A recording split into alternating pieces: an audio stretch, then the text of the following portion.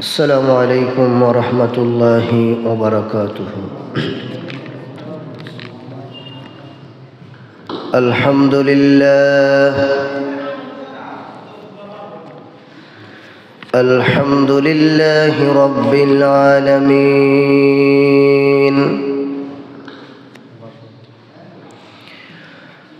والعاقبة للمتقين، والصلاة والسلام على سيد الأنبياء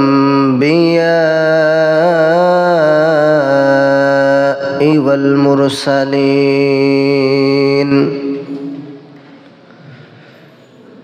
وعلى آله وأصحابه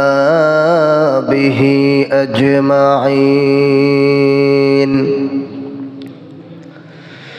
فقد قال الله تعالى عز وجل في كلامه المجيد والفرقانه الحميد: أعوذ بالله من الشيطان الرجيم. بسم الله الرحمن الرحيم.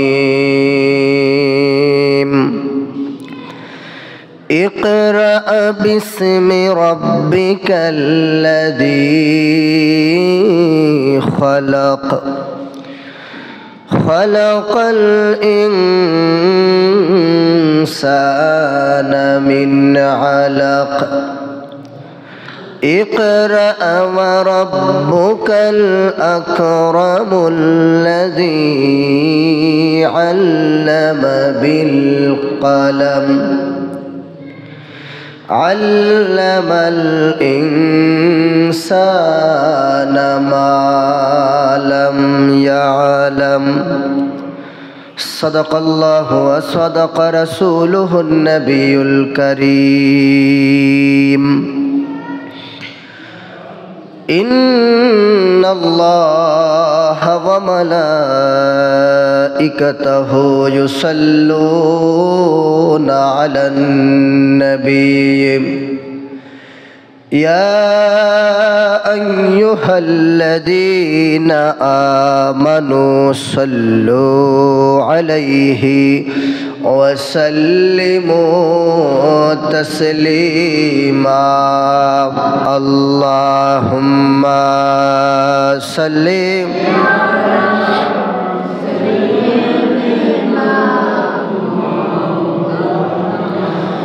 محمد وعلى آل سيدنا مولانا। অঘ্রতারই অন্ধকারে ছিল যখন এই ধরা, আসলেন তখন নিয়ে কোরআন দয়াল নবীজি মুস্তাফা। আল্লাহুম্মা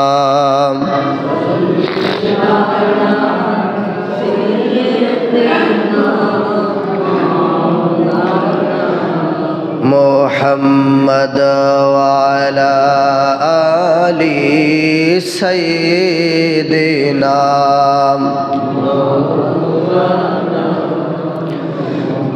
তায়েফেতে গেলেন নবীজি ইসলাম প্রচার করিতে, দুষ্ট কাফের মারল পাথর নূরে নবীজির গায়েতে। আল্লাহুম্মা সাল্লি আলা মাওলানা মুহাম্মদ ওয়া আলা আলি সাইয়্যিদিনা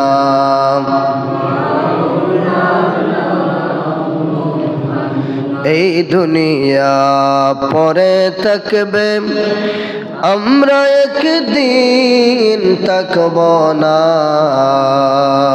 সবাই আমাকে বলে যাবে, দয়াল নবীজি বলবেন না। আল্লাহুম্মা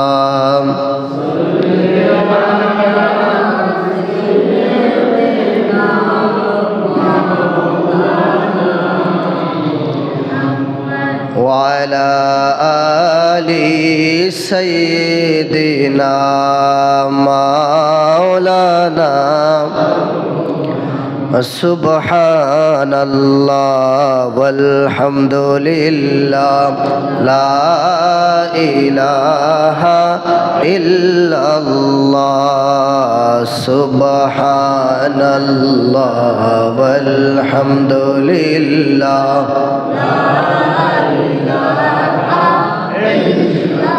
لا إله إلا الله لا إله إلا الله سبحان الله والحمد لله إلا الله لا إله إلا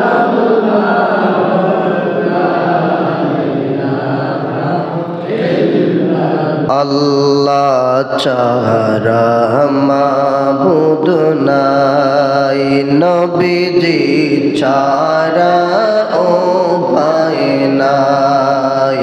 আল্লাহ ছাড়া মাবুদ নাই, নবীজি ছাড়া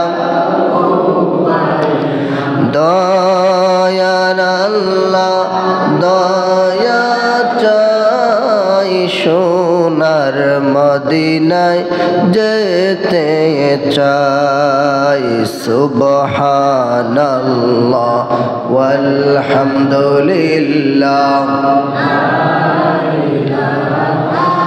ইল্লাল্লাহ লা ইলাহা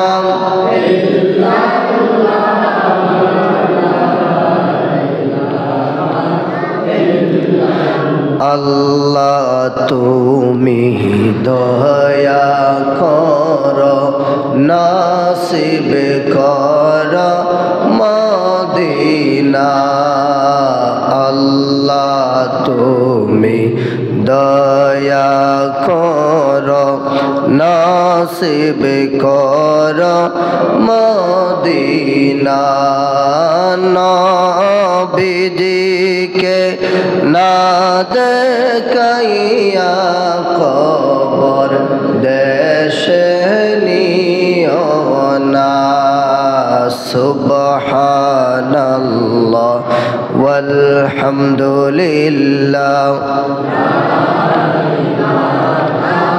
ইল্লাল্লাহ লা ইলাহা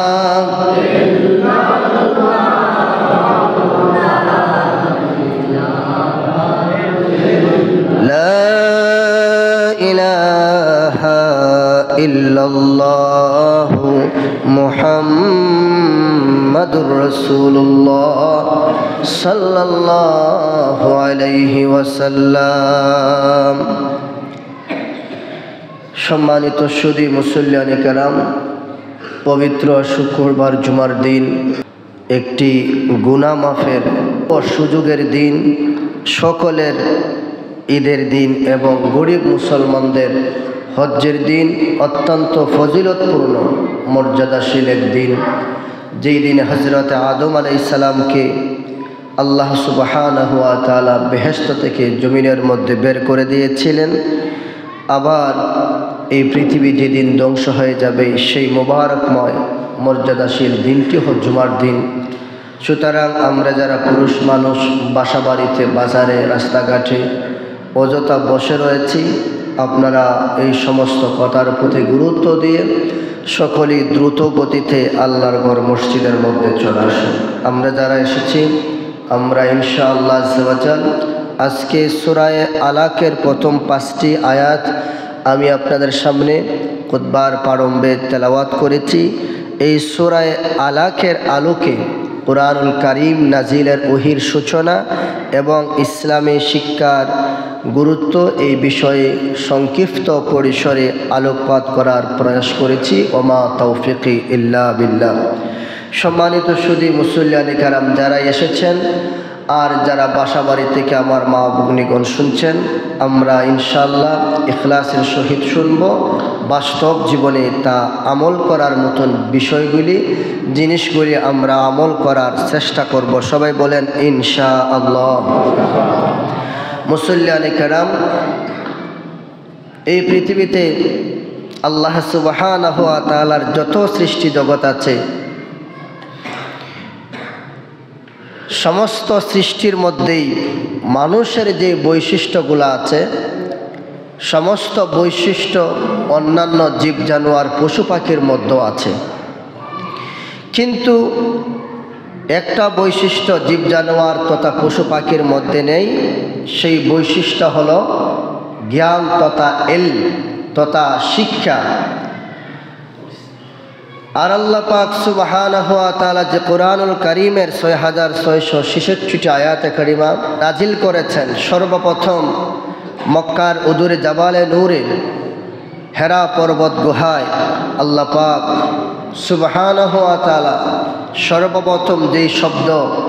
সর্বপ্রথম যে আয়াতে কারিমা মানব জাতির হেদায়েতের জন্য নূর নবী সাল্লাল্লাহু আলাইহি ওয়াসাল্লামের কাছে ওহী হিসাবে অবতীর্ণ করেছিলেন, সেই শব্দটাও ছিল ইকরা তথা ফরুন। একটু মহব্বতে বলেন সুবহানাল্লাহ।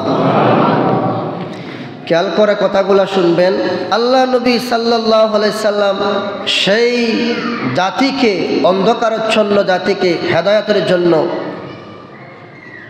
যখন নবীজির নবুয়ত প্রকাশ পেয়েছিল, 40 বছর বয়সে পাক্কাল হেরা গুহায় ধ্যানমগ্ন, কীভাবে মানুষকে বিপদ থেকে পথে নিয়ে আসা যায় ধ্যানমগ্ন থাকতেন। 2 দিন 3 দিন চলে যেতেন, কখনো 2 দিনের খাবার 3 দিনের খাবার নিয়ে যেতেন। খাবার শেষ হলে আবার উনি হুজরা মুবারকতে খাবার নিয়ে যেতেন। আবার মাঝে মধ্যে আম্মাজান খাদিজাতুল কুবরা ওনার বাড়ি থেকে পাহাড় বেয়ে বেয়ে নবীজির জন্য খাবার নিয়ে যেতেন। সুবহানাল্লাহ বলে।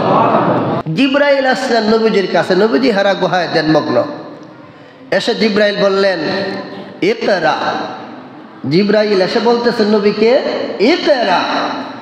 আমার নবী বলেন মা আনা বিকারিয়িন, আমি পাঠক নই। জিবরাইল এসে বললেন ইকরা, আপনি পড়ুন। আর আপনার আমার নবী বলতেছেন মা আনা বিকারিয়িন, আমি পাঠক নই। জিবরাইল আলাইহিস সালাম আমার নবীকে জড়াইয়া ধরলেন, এমনভাবে ধরে ধরলেন, চেপে ধরলেন, নবীজি ভয় পেয়ে গেলেন। জিবরাইল বললেন নবী ইকরা, আপনি পড়ুন। আমার নবী বলেন মা আনা বিকারিয়িন, আমি পাঠক নই। এখান থেকে কিন্তু আরেকটা আকীদা শিক্ষা দিয়ে দিই। আমাদের দেশে কিছু পণ্ডিত মাওলানা সাহেব এমন আছেন, তারা কয় জিবরাইল নাকি আমার নবীজির উস্তাদ ছিল। আরো জোরে হোক নাউজুবিল্লাহ। ওই যে জিবরাইল শিখাইতেছে আল্লাহ গেন নবী ছাত্র, আর জিবরাইল টিচার। বলেন নাউজুবিল্লাহ। দ্বিতীয়বার নবী বললেন মা আনা বিকারিন, আমি পাঠক নই। তৃতীয়বার আমার নবীজিকে আবার জিবরাইল চেপে ধরলেন, বলতেছেন ইকরা বিসমি রাব্বিকাল্লাযী খালাক, খালাকাল ইনসানা মিন আলাক, ইকরা ওয়া রাব্বুকাল আকরামুল্লাযী আল্লামা বিল কলম, আল্লামাল ইনসানা মা লাম ইয়ালাম। জিবরাইল বলেন বিসমি রাব্বিকাল্লাযী খালাক, পড়ুন আপনার প্রভুর নামে যিনি সৃষ্টি করেছেন, খালাকাল ইনসানা মিন আলাক, যিনি মানুষ সৃষ্টি করেছেন জমাট বাঁধা রক্তপিণ্ড থেকে। ইকরা ওয়া রাব্বুকাল আকরাম, পড়ুন ওই প্রভুর নামে যিনি আকরাম, যিনি মহানুভব, আল্লাযী আল্লামা বিল কলম, যিনি কলমের মাধ্যমে শিক্ষা দিয়েছেন, আল্লামাল ইনসানা মা লাম ইয়ালাম, এবং মানুষ যা জানতো না তা আল্লাহ পাক মানুষকে শিক্ষা দিয়েছেন। সুবহানাল্লাহ বলেন। কিছুক্ষণ আগে আমি এই কথাটা বলেছি, জীব জানোয়ার পশু পাখি সবার মধ্যেই মানুষের যে বৈশিষ্ট্যগুলো আছে, অন্যান্য জীব জানোয়ার পশু পাখি জীব জানোয়ারের মধ্যে কিন্তু ওই সমস্ত বৈশিষ্ট্য আছে। পশুর মধ্যে বীরত্ব আছে, সাহসিকতা আছে, শক্তি আছে, একতা আছে, সৌন্দর্য আছে, বিশালতা আছে, দান আছে। কিন্তু পশু পাখি জীব জানোয়ারের মধ্যে একটা বৈশিষ্ট্য নাই। সেই বৈশিষ্ট্য হলো ওই জীব জানোয়ারের মধ্যে জ্ঞান নাই। আর জ্ঞান না থাকার কারণে ওই জীব জানোয়ার শ্রেষ্ঠ হতে পারে নাই। জ্ঞান আছে বলেই আল্লাহ পাক মানুষকে শ্রেষ্ঠ বানাইয়াছে। সিংহের মতন গর্জন, বাঘের মতন বীরত্ব মানুষের নাই। প্রজাপতির মতন সৌন্দর্য মানুষ নয়। হাতির মতন মানুষ বড় নয়। সাপের মতন মানুষ দৌড়াতে পারে না। লেহার্ড বার্ড পাখির মতন উঠতে পারে না। কিন্তু এই সমস্ত গুণ থাকার পরও অন্যান্য জীব জানোয়ার শ্রেষ্ঠ হতে পারে নাই। কেননা ওই সমস্ত জীব জানোয়ারের মধ্যে জ্ঞান নাই, কিন্তু মানুষের মধ্যে জ্ঞান আছে। যার কারণে আল্লাহ পাক মানুষকে manage the best of them, আশরাফুল মাখলুকাত তথা শ্রেষ্ঠ প্রাণী বলে আল্লাহ পাক সম্বোধন করেছেন। সুবহানাল্লাহ। এর জন্য আমার ভাইয়ের আল্লাহ বলেছেন আল্লামাল ইনসানা মা লাম ইয়ালাম, মানুষ যা জানতো না আল্লাহ পাক তা জানিয়ে দিয়েছেন। জিবরাইল আমার নবীকে 5টি আয়াত পরে জিবরাইল চলে গেলেন। আর আপনার আমার নবী সাল্লাল্লাহু আলাইহি সাল্লাম হেরা গুহা থেকে আম্মাজান খাদিজাতুল কুবরার বাড়ির মধ্যে চলে আসলেন। এসে আম্মাজান খাদিজাতুল কুবরাকে বলতেছেন, ও প্রাণের স্ত্রী, আমাকে জাম্মিলুনি চাদর দ্বারা আবৃত্তি করো, চাদর দ্বারা আমাকে আবৃত্তি করে নাও, চাদর দ্বারা আমাকে আবৃত্তি করে নাও। আমার খুব ভয় পাচ্ছে। হযরতে খাদিজাতুল কুবরা রাদিয়াল্লাহু তাআলা আনহা নবীজির কথা শুনেই নবীকে চাদর দ্বারা ঢেকে দিলেন। নবীজির শরীরের মধ্যে গরমাক্ত হয়ে গেল, জ্বর এসে গেল। নবী বললেন, রে খাদিজা, আমি হয়তো আর মনে বেশি দিন থাকবো না, আমাকে তাড়াতাড়ি তুমি চাদর দ্বারা আবৃত্তি করে নাও। হযরত আম্মাজান খাদিজাতুল কুবরা আমার নবীকে অভয় দিলেন, ইয়া রাসূলুল্লাহ, নবী আপনি থাকবেন, আপনি তো কোনো মানুষের ক্ষতি করেন নাই, আপনি তো মানুষের হেদায়েতের জন্যই হেরা গুহায় জন্মগ্নের মধ্যে ছিলেন। আমার একজন চাচাতো ভাই আছে, ওনার নাম হচ্ছে Waraqa bin Nawfal. Waraqa bin নওফলের কাছে আমার নবীকে নিয়ে গেলেন। নবীজির ওয়ারাকা বিন নওফলের কাছে গিয়ে সমস্ত ঘটনা খুলে বললেন। তখন ওয়ারাকা বিন নওফল উনি তাওরাত এবং জবুর বিভিন্ন আসমানি কিতাবের উপর পণ্ডিত্য অর্জন করেছিল। উনি বললেন, চিত হবেন না, আপনার কাছে যিনি এসেছিলেন উনি হযরতে মূসা আলাইহিস সালামের কাছে গিয়েছে, নূহ আলাইহিস সালামের কাছে গিয়েছে, ঈসা আলাইহিস সালামের কাছে গিয়েছে, উনি হচ্ছেন হযরতে জিবরাইল আলাইহিস সালাম। সুবহানাল্লাহ। ওয়ারাকা বিন নওফল বললেন, আপনার দেশের লোক, আপনার গোষ্ঠীর লোক, আপনার সম্প্রদায়ের লোক এই মক্কাতে রাখতে দিবে না, আপনি অচিরেই মদিনাতুল মুনাওয়ারা হিজরত করবেন। ওয়ারাকা বিন নওফল তখন বার্ধক্য হয়ে গিয়েছিল। তখন তিনি বলেছিলেন, আমি যদি আপনার সময়ে জওয়ান থাকতাম, তরুজাদা থাকতাম, যুবক থাকতাম, তখন আমি আপনাকে সাহায্য করতাম, কিন্তু আপনার সম্প্রদায়ের লোকেরা আপনাকে মক্কায় থাকতে দিবে না। সুবহানাল্লাহ বলেন। ওয়ারাকা বিন নওফল এটা ভবিষ্যৎবাণী করে দিয়েছিলেন।